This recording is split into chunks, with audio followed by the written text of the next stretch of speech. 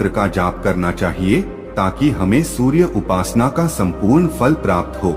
सबसे पहले तो हम यह जान लेते हैं कि सूर्य को अर्घ्य देने का अर्थ क्या होता है। तो मित्रों, अर्घ्य देने से तात्पर्य यह है कि सूर्य देवता को भक्ति भाव से जल अर्पण करना। यह जल आप दोनों हाथों की ओंजल बनाकर या तांबे के पात्र में शुद्ध जल भरकर उसे सूर्य देवता को समर्पित करें। लेकिन ध्यान रहे कि यदि आप हाथों की ओंजल बनाकर सूर्य देवता को अर्घ्य दे रहे हैं तो अपने हाथों की तर्जनी और अंगूठे को एक दूसरे से जोड़कर ना रखें, यानी कि एक दूसरे का स्पर्श ना होने दें। दोनों हाथों के अंगूठों को फैलाकर रखें। यदि हम तर्जनी और अंगूठे को जोड़कर रखते हैं तो यह राक्षसी मुद्रा बन जाती है और इस मुद्रा में सूर्य को अर्घ्य देना अशुभ माना जाता है। यदि आप पात्र में जल भरकर सूर्य देवता को अर्घ्य दे रहे हैं तो भी उस पात्र को दोनों हाथों के अंगूठे का स्पर्श ना हो, इसका ध्यान रखें। अर्घ्य देते समय अपने दोनों हाथों को ऊपर उठाकर पात्र को पकड़े और सिर झुकाकर रखें। सूर्य देवता को अर्घ्य हमेशा सूर्योदय के समय देना चाहिए। उगते हुए सूर्य की उपासना करना हमेशा ही शुभ होता है। सूर्योदय के 2 घंटे बाद अर्घ्य देने का कोई भी औचित्य नहीं होता है। यदि किसी कारणवश आप सूर्योदय के समय अर्घ्य ना दे सके तो 3 बार अर्घ्य देने के बजाय 4 बार अर्घ्य दें और सूर्य देवता से क्षमा मांग लें। इससे दोष कम हो जाता है। सूर्य को जल तांबे के पात्र में ही देना चाहिए। तांबा को सूर्य देव की प्रिय धातु माना गया है, इसीलिए सूर्य को जल देने के लिए केवल तांबे से बने पात्र का ही प्रयोग करना चाहिए।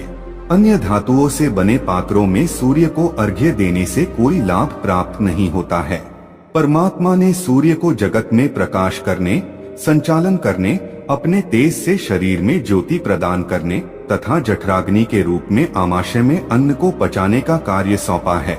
इसी कारण से तांबे के पात्र में रखे जल को पीने से व्यक्ति पेट से जुड़े रोगों से भी मुक्त हो जाता है।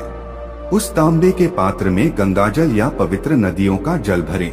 यदि ऐसा संभव नहीं है तो शुद्ध जल का प्रयोग करें। मात्र जल से कभी भी अर्घ्य नहीं देना चाहिए।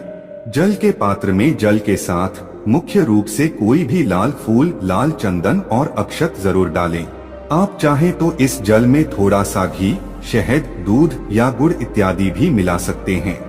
सूर्य देव को अर्घ्य देने का सही समय तब होता है जब सूर्य लालिमा लिए हो, अर्थात जब प्रातः काल में सूर्य लाल रंग का दिखाई दे तो उस समय अर्घ्य देना सर्वश्रेष्ठ फल देता है।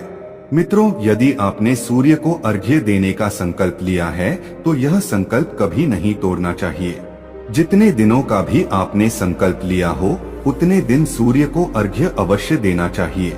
यदि आप संकल्प को पूरा नहीं कर सकते तो ऐसा संकल्प नहीं करना चाहिए, इससे सूर्यदेव रुष्ट हो जाते हैं। दोस्तों, भगवान श्री कृष्ण ने सूर्य देव को जल देने का मंत्र बताया है जिसका उच्चारण अवश्य ही करना चाहिए। वह मंत्र इस प्रकार है, ओम खगोलकाय नमः। इसके अलावा आप ओम घृणी सूर्याय नमः इस मंत्र का जाप भी कर सकते हैं। इस मंत्र का उच्चारण करके सूर्य को जल देने से दरिद्रता का अंत होता है और व्यक्ति को सुख समृद्धि की प्राप्ति होती है। दोस्तों, सूर्य देव की महिमा अपरंपार है और प्रतिदिन ही हमें उनका आभार मानना चाहिए। परंतु ज्योतिष शास्त्र में मुख्य रूप से रविवार का दिन सूर्य देवता का दिन माना जाता है। इसलिए अपनी कुंडली से सूर्य दोष को दूर करने के लिए आपको रविवार के दिन विशेष रूप से सूर्य देवता का उपवास रखना चाहिए और सूर्य से संबंधित वस्तुओं का दान करना चाहिए। सूर्य देव से संबंधित वस्तुएं हैं तांबा, गेहूं, गुड़, चंदन तथा पीले रंग के वस्त्र आदि। इन वस्तुओं का रविवार के दिन दान करने से व्यक्ति के सभी दुखों का अंत होता है। यदि आप बीमार हैं अथवा घर में सूतक है या अन्य कोई समस्या है जिसके कारण आप सूर्य देव को अर्घ्य नहीं दे पा रहे हैं तो इसके लिए शास्त्रों में मानस पूजा का प्रावधान किया गया है, यानी कि आप अपने मन में ही सूर्य देव को अर्घ्य दे सकते हैं। मित्रों, सूर्योदय पूर्व दिशा से होता है और यदि किसी कारणवश सूर्य देवता दिखाई नहीं दे रहे हैं तो आप उनका मन ही मन स्मरण करके पूर्व दिशा की ओर मुख करके उन्हें अर्घ्य दे सकते हैं। लेकिन कभी भी सूर्य को अर्घ्य देने का संकल्प ना छोड़े। तो दोस्तों, इस प्रकार से आप भी सूर्य देव को अर्घ्य देकर सूर्य देव की कृपा प्राप्त करें। तो दोस्तों, यह कहानी आपको कैसी लगी हमें कमेंट सेक्शन में जरूर बताना, और अच्छी लगी हो तो इस चैनल को सब्सक्राइब जरूर कर लेना।